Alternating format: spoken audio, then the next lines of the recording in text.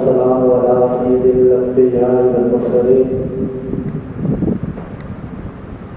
إن الله وملائكته يصلون على النبي يا أيها الذين آمنوا صلوا عليه وسلموا تسليما اللهم صل على سيدنا ومولانا محمد وعلى آل سيدنا ومولانا محمد وبارك وسلم وصلوا عليه الصلاة والسلام عليك يا سيدي يا رسول الله وعلى آلك وأصحابك يا سيدي يا رحمة للعالمين. حضرات گرامی قدر،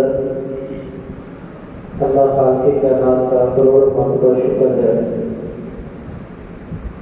کہ خالق کائنات نے مجھے آپ سب کو زندگی میں ایک مرتبہ پھر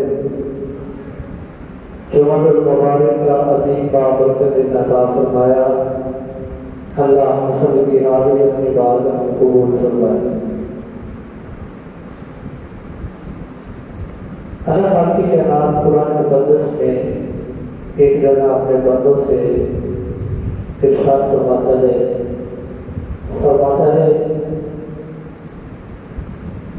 کہ اِنَّا أَكْرَمَكُمْ عِندَ اللَّهِ أَتْقَاكُمْ. فرمایا بے شک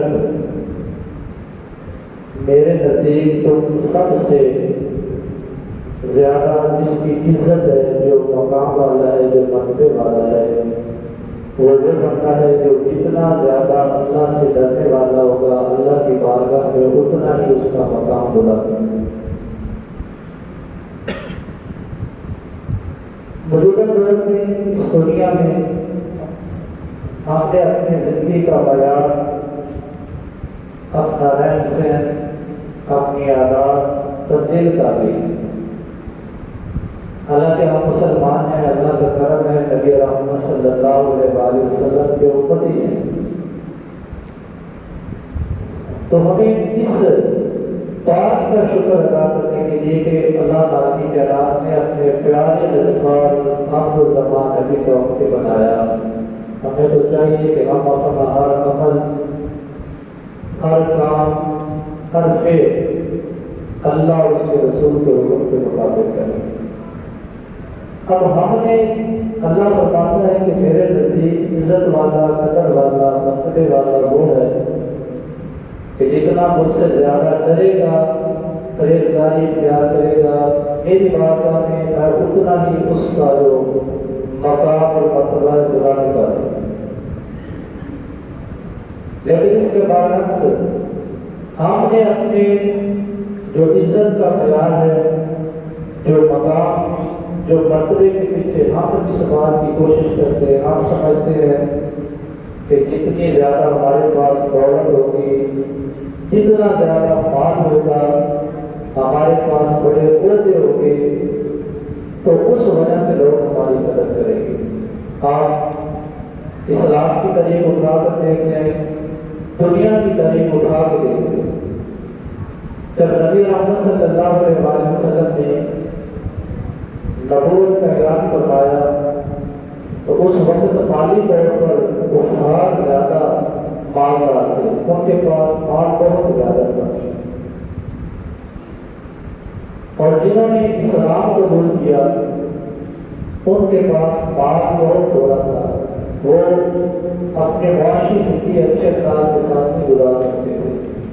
لیکن اللہ نے جو ارشاد فرمایا کہ جو مجھ سے جتنا زیادہ رہے گا اس کو میں مقام اور مرتبہ عطا کروں گا.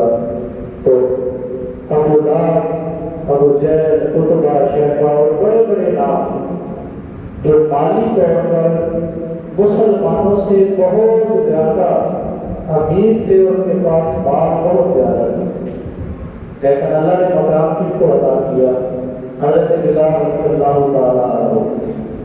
آپ غلام تھے اور رات کے کارے تھے، اور مالی طور پر آپ بالکل کمزور تھے، آپ کے پاس کوئی دنیاوی مال و دولت نہیں تھا، لیکن اللہ نے کتنا مقام عطا فرمایا. اللہ کے نبی ارشاد فرماتے ہیں بلال کون سا ایسا عمل کرتے ہو کہ میں نے جنت میں تیرے چلنے کی قدموں کی آواز کو سنا ہے؟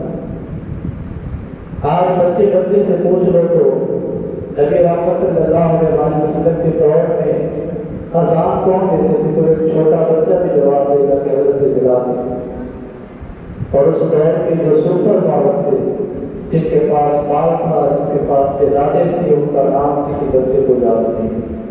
تو اس طرح کی ہم مطالعہ تاریخ کا کریں، اسلام کا مطالعہ کریں، پوری لوگوں کو اللہ تعالیٰ کی کائنات میں عزتیں، پوری لوگوں کو اللہ تعالیٰ کی کائنات میں مقام اور مرتبہ عطا کی ہے، جنہوں نے اپنی زندگی تقویٰ اور پرہیزگاری کے ساتھ گزاری ہے۔ کوشش کریں یہ زندگی فانی چند دنوں کی زندگی ہے، اس زندگی کو اللہ تعالیٰ کی کائنات میں بارگاہ میں تقویٰ اور پرہیزگاری کے ساتھ گزاریں، اپنے دلوں میں رب کا ڈر پیدا کریں، رب سے ڈر کر زندگی گزاریں گے، یقیناً اللہ دنیا میں بھی عزتیں عطا فرمائے گا اور کل قیامت والے دن بھی اللہ تعالیٰ کی کائنات اپنی رحمتوں سے نوازے گا۔ اللہ ہم سب کو